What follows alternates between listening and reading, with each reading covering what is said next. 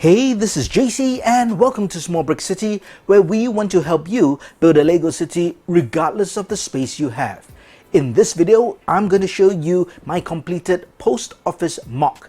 That's right, I've finished it and I showed the process of building this from start to finish in 2 videos, and you can check out the link in the card above or the description below for that. But in this video, I'm going to show you the completed MOC, so this is more of a review. I've added in minifigs, and I've also added in one difference that you won't see in the 2 video where I built it from start to finish, and that is I added another layer of brick just underneath the roof. In essence, I've raised the height of the building by 1 brick high, and I think it looks better. One reason I did that is I do have a companion set, and that is this one over here. This is my police post MOC, which I showed in another video, and you can check out that link in the card above or the description below as well. And this also works on a 16 by 32 stud base plate. And what I wanted was the 2 buildings to be about the same height, because both of these are supposed to be government buildings. That's why there's a similar architectural design, although of course visually and aesthetically they're both different. But I wanted there to be some similarities, so I wanted it to be about the same height. Now I'll show you a side-by-side comparison later on, but right now let's just focus on the post office. And let's give you an all-round view starting from the very front over here. We've got the main doors and we've got a very ornate door handle, so it just looks nice and inviting. We've also got this red and white tiles which continues on the inside of the post office building. I think that looks pretty nice and it's very inviting, and no doubt you can tell that this is the main entrance. Over to the side, we've got the logo or signage, a newspaper stand, and 2 mailboxes, one to represent local mail and one to represent international mail. And we come over to this corner. This is where the postmen would park their mail scooters. You can see we do have one minifig. This is actually my postman, and he's loading up his scooter to send out some mail. And we've got a no parking zone sign over here. We've got a nice 3D sign. I'm a sucker for 3D signs, and I wanted something really significant and prominent for the post office, something you can tell that this is a post office right from a distance. And that's a giant version of the classic Lego envelope. I recreated it nice and big, and I attached it to a support to create some kind of a billboard signage, and I think that works really nice. This door over here leads to the side of the post office, and on the inside of this particular door is the mail room where the mailman would sort their packages and get them ready to be shipped in or out. And over here on the outside we have an electrical meter. The back is pretty straightforward. It is really just a plain back, because this is supposed to be set against other modular buildings, because I designed this to be an end modular building, not a corner but an end, and that's why we do have kind of a sidewalk on 3 sides of this particular build. Overall, I think this exterior design is very attractive, and because of just the color scheme, and of course this giant envelope and everything that you see here, you know that it's a post office right from the start. Of course, I chose gray for no specific reason other than I wanted it to look different from the police post and my other builds. I generally tend to use a lot of white because I like that, it's nice and bright.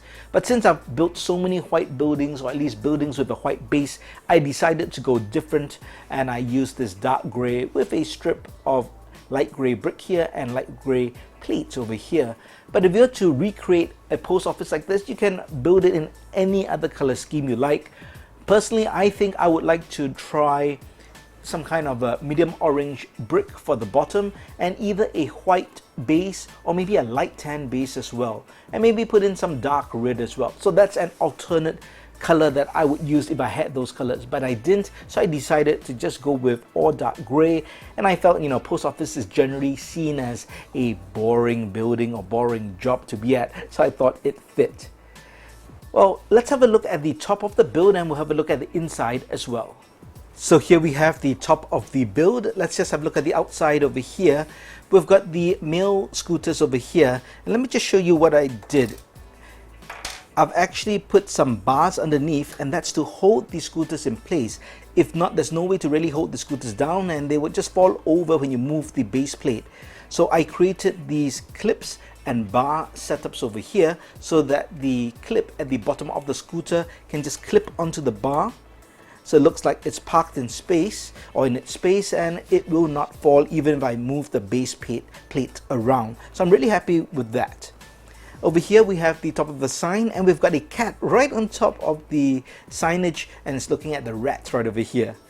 On the roof itself, which is pretty simple, we do have an air conditioning compressor and this exhaust fan over here. Like any modular building, the roof can be removed just like that, and that's because it's tiled and the jumper plates over here. On the underside of this plate, this is basically multiple plates put together to form a roof, and I've got lights, and these are down lights which actually fit just in front of the post office. And the way I lined up the lights, with lights above the door and above the mailboxes over here. Now let's have a look inside this particular build. I've completely detailed the inside of the post office, and I do always detail the insides of all my MOCs. And let's look at what I consider the public section of the post office first. What you see here is the counter where we have staff. Behind the counter, that's a weighing scale, that's a package, and that sign you see in the top corner next to the clock, that is basically just a sign to let people know they do international shipping. And let's swing around over here. When you come in the main entrance on the right, this is an automated stamp teller. So there's a guy here who's actually buying stamps from this automated machine, so he doesn't have to queue up manually for the main line. And over on this side, we have in the corner, we've got a security camera. Let's just take that out of the way for now. And we have a Wi-Fi sign letting people know there's Wi-Fi.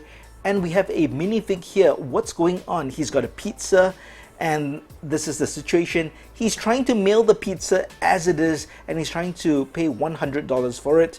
And that's why the post office staff is just reacting with, complete surprise.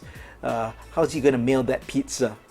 And of course, we have another staff here just waiting for a customer.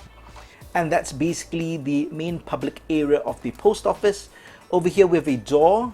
And there's a do not enter sign there because this is meant only for office staff.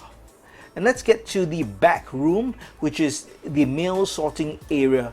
We do have one post office worker here, and he is actually pushing a trolley or a cart with two boxes, and you can see with the boxes with fragile stickers and this way up, and these stickers are from the extra sticker pack. And if you see a lot of stickers which look like custom stickers around the post office, they actually come from the new extra sticker pack. Over here we have a large shelf system for different mail and packages which are either waiting for people to be collected, or maybe they're waiting to be picked up for the mailman to deliver them. On this side of the room, we have a computer for stock taking, and we have another mailman who's now emptying the mailboxes, because there are mailboxes on the outside over here, and this is for minifigs to drop in the mail, and the mailman can access those mailboxes from the inside of this mail room. And let's see what's going on. We have this minifig. He seems really happy, and that's because he's found something in the mailbox that someone dropped that's not supposed to be there. These aren't letters, these are actually packets of sugar. So someone dropped in sugar, and in Small Brick City, my custom Lego city, sugar is a hot commodity and people are always trying to smuggle them around. So good for the mailman, maybe he'll keep it for himself.